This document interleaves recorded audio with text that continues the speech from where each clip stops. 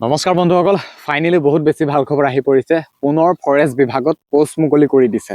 আৰু এই যিখিনি বৰ্তমান পোষ্ট মুকলি কৰি দিছে, এইটো আমাৰ SLPRB ৱেবছাইটত একেবাৰে নাপাব। আৰু এই পোষ্টখিনি আপোনালোকে ক'ত পাব, অফিচিয়েল নটিফিকেশ্যনখন ক'ত পাব বা কেতিয়াৰ পৰা এপ্লাই হ'ব, কিন্তু অফিচিয়েলিভাৱে ওলাইছে। বহুত বেছি ভাল খবৰ।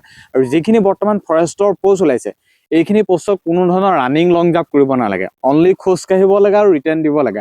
আৰু ৰিটাৰ্ণতো নিগেটিভ মাৰ্কিঙো নাই। যথেষ্ট ভাল খবৰ। বৰ্তমান আমাৰ অসমৰ কেণ্ডিডেটখিনিৰ কাৰণে যথেষ্ট ভাল খবৰ আহি পৰিছে। ফৰেষ্ট বিভাগত পুনৰ পদ মুকলি কৰি দিছে। আৰু এইখিনি পদৰ এপ্লাই ডেটটো মই কৈ দিছোঁ যে 23 ফেব্ৰুৱাৰীৰ পৰা 15 মাৰ্চলৈকে এইখিনি পোষ্টৰ অনলাইন এপ্লিকেশ্যন চলিব। এইখন হৈছে অফিচিয়েল নটিফিকেশ্যন, চাই লওক। এখন অফিচিয়েল নটিফিকেশ্যন, ভালদৰে চাই লওক। ৱেবছাইটটোৰ কথা ক'ম, কোনখিনি কেণ্ডিডেট এপ্লাই কৰিব পাৰিব সেইখিনিও ক'ম। কিন্তু বৰ্তমান ফৰেষ্ট গাৰ্ড আৰু ফৰেষ্টৰ গ্ৰেড 1ত পোষ্ট মুকলি কৰি দিছে। যেনেকৈ সেই পোষ্টখিনি ওলাইছিল, বৰ্তমান এপ্লাইও চলি আছে। গতিকে পুনৰ আকৌ এইখিনি পোষ্ট মুকলি কৰি দিছে। টোটেল পোষ্টৰ সংখ্যা প্ৰায় কম, কিমান আছে মই পোষ্টৰ সংখ্যা কম, কিন্তু ভাল খবৰ এইটোৱে যে ৰানিং লং জাম্প নালাগে। আৰু মানে এইখিনি নাই, আৰু ভাল, যথেষ্ট ভাল। পুনৰ ক'ব বিচাৰিছোঁ যে 23 ফেব্ৰুৱাৰীৰ পৰা 15 মাৰ্চলৈকে পুনৰ ফৰেষ্ট বিভাগত অনলাইন এপ্লাই কৰিব বাবে মুকলি কৰি দিব লিংক। অনলাইনৰ থ্ৰুৱেদি এপ্লাই কৰিব পাৰিবা। বহুত বেছি ভাল খবৰ। এতিয়া এইখিনি পোষ্টৰ হাইটটোৰ কথা পোনপ্ৰথমতে কৈছোঁ। জেনেৰেল হ'লে 163 মেল, ফিমেল হ'লে 153, আৰু বাকী নৰ্মেল 79 to 84, আৰু ফিমেল হ'লে ST প্লেন, ST হিলছ এইখিনিৰ কাৰণে 145 চেণ্টিমিটাৰ। আৰু বাকী মেলৰ ফিমেলৰ হাইটটো জানে 153 চেণ্টিমিটাৰ। আৰু জেনেৰেল কেটেগৰী এইখিনি। আৰু হাইটৰ কথা জানে, কম হাইটে বিচাৰিছে।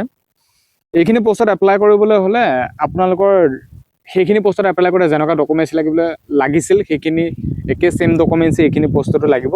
যে 23 ফেব্ৰুৱাৰীৰ পৰা 15 মাৰ্চলৈকে প্ৰায় 157টা পোষ্টৰ অনলাইন আবেদন হ'ব।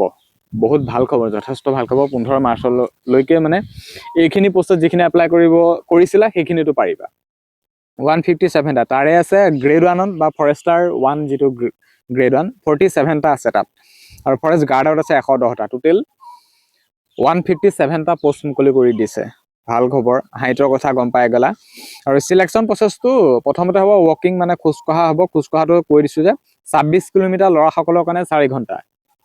লং জাম্প, ৰানিং নালাগে। অনলি ফাৰ্ষ্ট চিলেকশ্যন প্ৰচেছটো যিখিনি বৰ্তমান পোষ্ট ওলাইছে, সেইখিনি পোষ্টত 3200 মিটাৰ সকলো ভিজাকে আছে। কিন্তু এইখিনি ফৰেষ্টৰ পোষ্টত অসমৰ পোষ্ট, অসম চৰকাৰৰ পোষ্টেই।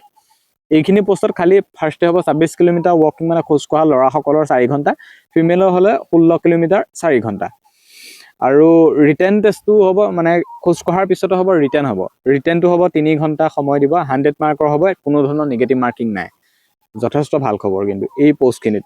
আৰু ৰিটাৰ্ণ ক্লিয়াৰ হোৱাৰ পিছতে ফৰেষ্টৰ যিটো মানে BTCৰ, এইখিনি পোষ্ট BTCৰ হয়। BTC এলেকাত যোনকেইখন ডিষ্ট্ৰিক্ট পৰে বা যোনখন ডিষ্ট্ৰিক্টৰ তুমি হয়, BTCৰ যদি হয়, তেনেহ'লে এপ্লাই কৰিব পাৰিবা। আৰু এই BTCত কিন্তু কুৱেশ্যন লেভেলটো বহুত মানে ইজি হয়। আৰু কুৱেশ্যনো ইজি, প্ৰচেছটো জানে, ৰানিং লং জাম্প নাই। গতিকে BTCৰ যিখিনি পোষ্ট ওলাইছে কিন্তু বহুত ইজি প্ৰচেছ হয়। গতিকে ভাল, যদি তুমি BTCৰ হয়, যদি তোমাৰ BTC চাৰ্টিফিকেট আছে, তেনেহ'লে পোষ্টখিনিত এপ্লাই কৰিব পাৰিবা।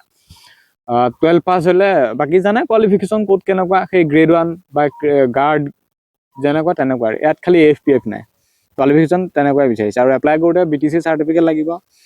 বাকী তোমালোকৰ এডুকেশ্যন ডকুমেণ্টছ, আধাৰ কাৰ্ড, পান কাৰ্ড, সেইখিনি যেনেকুৱা এইখিনি তেনেকুৱা ছেইম। আৰু খালি তোমালোকৰ খোজকঢ়া হ'ব আৰু ৰিটাৰ্ণ হ'ব।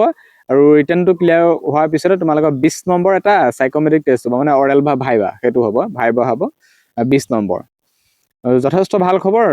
খালি মই ডেটটো পুনৰবাৰ কৈছোঁ যে 23 ফেব্ৰুৱাৰীৰ পৰা 15 মাৰ্চলৈকে এইখিনি পোষ্টৰ অনলাইন আবেদন চলিব। আৰু এইখন অফিচিয়েল নটিফিকেশ্যনৰ সৈতে আকৌ দেখুৱাই দিছোঁ। হাইট চেজটো কৈছোঁৱেই, জানাই। হাইট কিমান লাগিব, চেজ কিমান লাগিব, 79 to 84। BTC কেণ্ডিডেট হ'লে পাৰিবা এইখিনি পোষ্টত এপ্লাই কৰিব। আৰু ৱেবছাইটটোৰ নাম মই ক'ব বিচাৰিছোঁ যে BTCৰ ফালৰ পৰা ওলোৱা সেইখন কোনো SLPRB ৱেবছাইটত তোমালোকে নাপাবা। এতিয়া ৱেবছাইটটো মই কৈ দিছোঁ, চাই ল'বা। ইয়াত তোমালোকে হয়তো দেখিছা, মন কৰিছা। ৱেবছাইটটো কৈ দিছোঁ, তেতিয়া তোমালোকে নিজে চেক কৰিব পাৰিবা। ৱেবছাইটটো হৈছে www.centralselectionboard.com। www.centralselectionboard.com, এইটো হৈছে অফিচিয়েল ৱেবছাইট।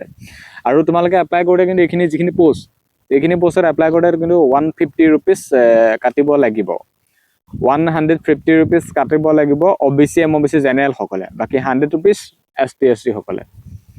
গতিকে যথেষ্ট ভাল খবৰ। আৰু এইখিনি পোষ্টৰ এজ লিমিটো কৈছে 18 বছৰৰ পৰা 40 বছৰলৈকে গ্ৰেড 1, 18 বছৰ 40 বছৰ, আকৌ 5 বছৰ ST SC, OBC 3 বছৰ সেইটোও আছে।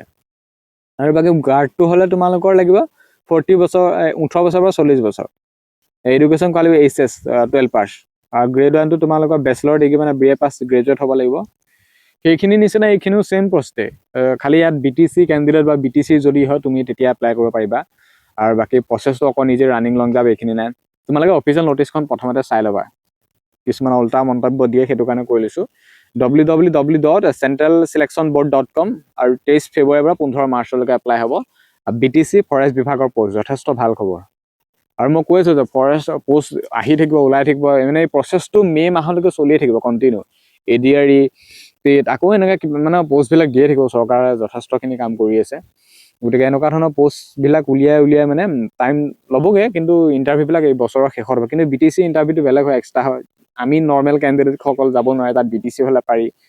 বাকী এনেকুৱা আছিলে, নটিচখন ওলাইছিলে কোকৰাঝাৰ ডেট 20 ফেব্ৰুৱাৰী, 20 ফেব্ৰুৱাৰীত ওলাইছিলে এখন, 20 ফেব্ৰুৱাৰীত ওলাইছিলে অফিচিয়েল নটিফিকেশ্যন। গতিকে ভিডিঅ'টো খুব বেছি শ্বেয়াৰ কৰা, যে পুনৰ 157টা পোষ্ট মুকলি কৰি দিছে ফৰেষ্টৰ। ধন্যবাদ।